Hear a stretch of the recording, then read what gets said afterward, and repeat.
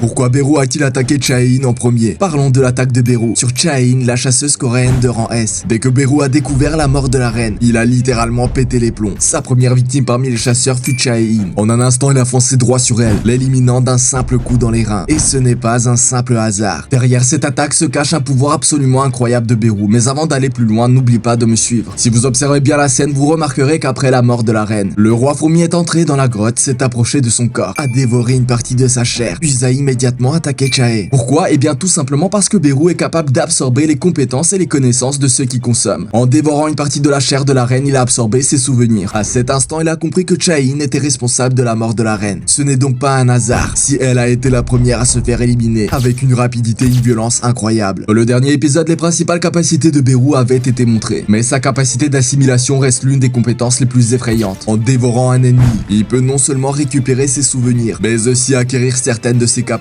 Avec un tel pouvoir, Beru ne se contente pas de combattre. Il analyse, comprend et anticipe les actions de ses ennemis, rendant les chasseurs coréens et japonais de rang S totalement impuissants face à lui.